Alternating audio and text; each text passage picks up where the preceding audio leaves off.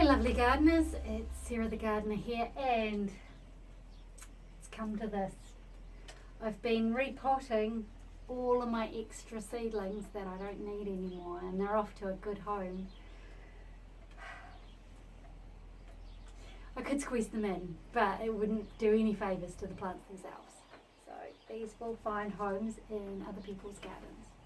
I do have an excessive amount of bell peppers and tomatoes because, well, I thought hubby Dan Gardener had fried them back in the fry up early in spring where he didn't water the greenhouse and everything got overheated. They didn't die, they still pushed through, and so in spite of the seeds I sowed as well just to cover my bases, we now have a lot, so we'll be able to bless a lot of people, which is good. So I haven't been able to do a video for a few days because, even though I wanted to, because it has been horrendous. The wind has been blowing like crazy. It's been like this.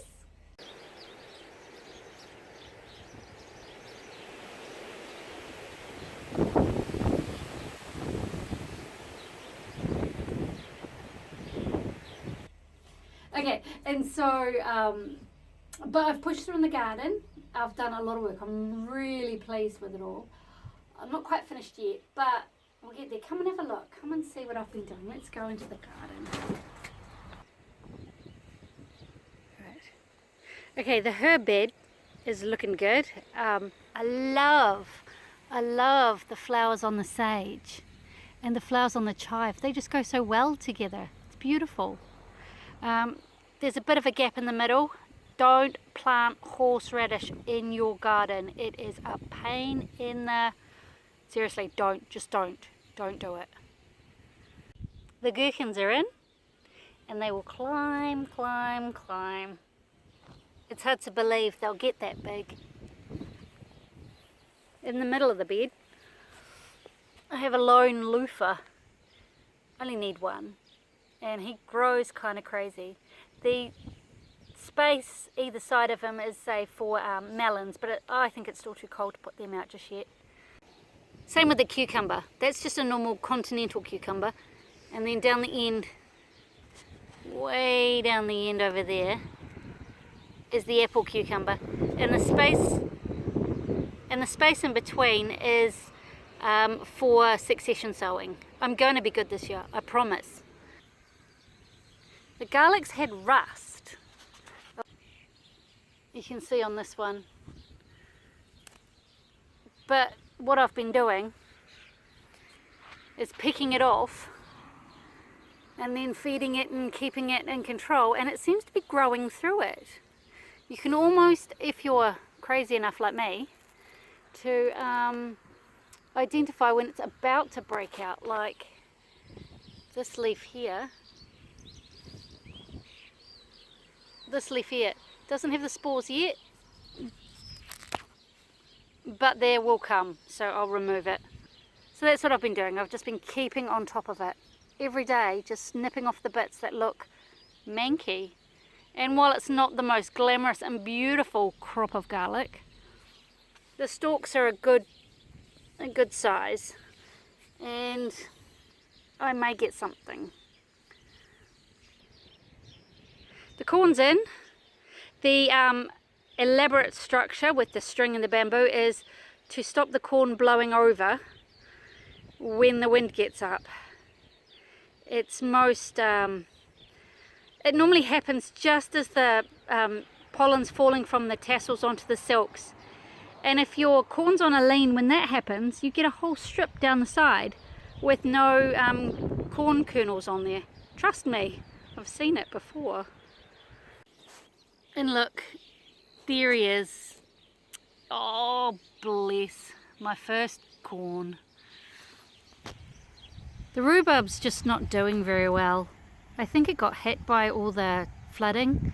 So I'm thinking I might start again in the winter. But the artichokes are doing wonderfully, and they're delicious.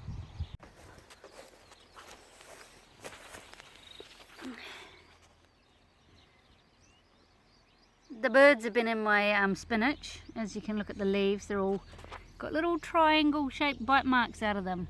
but that's okay because they're growing through it and there's enough for us to share. The rainbow beets are looking fabulous. The celeriac's doing really well. I'm quite impressed. And the celery, bit of a slow starter, but we'll get there. We've got strawberries. Oh,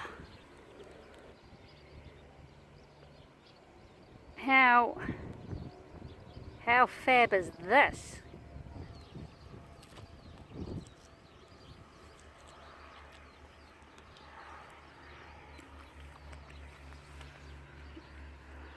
Oh, tastes so good. The lettuce bed is overwhelming, but I think the back row are getting a little bit better. The middle row is really good.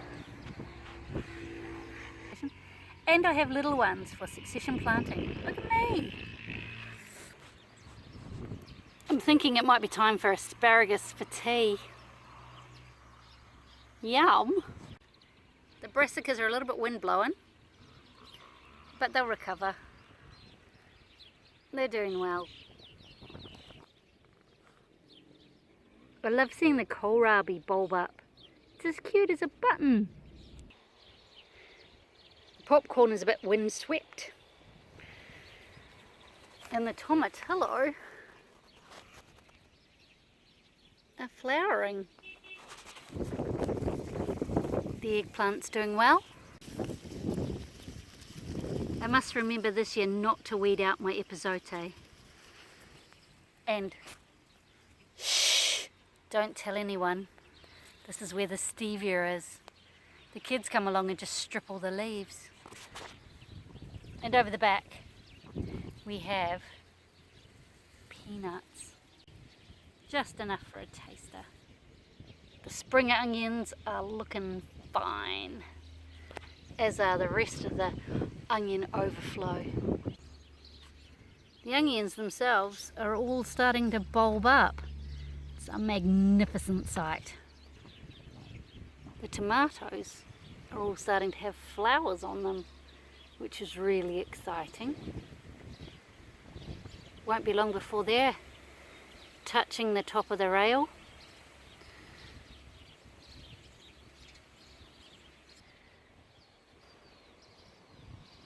I don't really want to talk about my peas. I don't like growing dwarf ones. They're all over the place. I might find a way to grow my favourite tall ones again. This empty bed this empty bed is where the wheat was. There's still a remnant from my attempt to keep the birds out of my wheat seeds. Don't worry, we don't have real snakes here. This will be my zucchinis and squash bed, and they should go in today, tomorrow, maybe even the next day, but they're going in very soon. We have broad beans up the wazoo. I'm going to pickle these. I really enjoyed the pickled broad beans that I did last year, but the wind has really taken its toll, and this bed needs planting with all the proper beans, you know, kidney beans, green beans, borlotti beans. So I need to make a decision about these wind-swept wonders.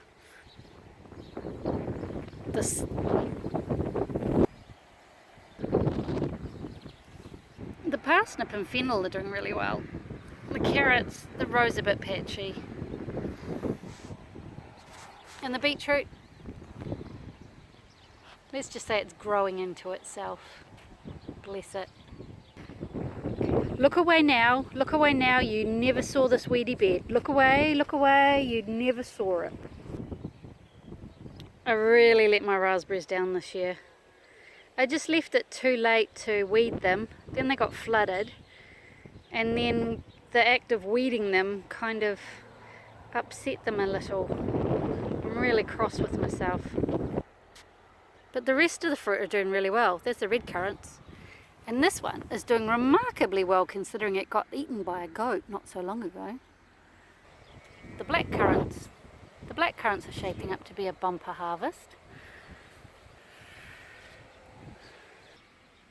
All I can say about this boysenberry crop is yum, and there's loads of them. Looking forward to this one. All in all, the fruit are doing really well because the blueberries are just phenomenal. The guava is waiting for a new friend to go there. I'm going to get him a gooseberry to hang out with. Oh, that wasn't there before. Oh my gosh, a new bed. Well, I decided that last year the Cape gooseberries overwhelmed the guava, so I decided to give them a bed of their own. You know, they're a superfood, so a bit of diva behaviour, I guess, is okay. My poor mountain corn. Maybe if I held the camera they'd look straight. I'm gonna have to get in there and do something. Bloomin' wind. But in front of them we have all my pumpkins, so they will grow through. I'm going to train them to grow through underneath. Does that make sense? I'll show you when we do it. I've got flowers. Well, I've got plants in my flower bed. This will be a riot of colour in a month or so. Just you wait and see. Do you know, as I stand here and look across the garden, I can't help but feel proud with all I've achieved. It's a pretty good effort so far this season. Okay, so, oh gosh, I'm all windswept and I've got muddy fingers. So, I hope you enjoyed that little tour, and then as the garden grows you'll be able to use this as a benchmark to see where it started from. I'm always amazed the transformation a garden takes over the course of a few short months. It's just amazing. So come back again next time and just watch those plants grow, because it's going to be fabulous, and hopefully the weather will be better and not so windy. And I've done enough complaining about the rain, so we've probably done enough complaining about the rain actually. So bring on summer. It's less than a month away now and it's going to be awesome. But in the meantime, I better finish watering these babies so that their new owners get wonderful plants at the best quality. So take care. Bye bye.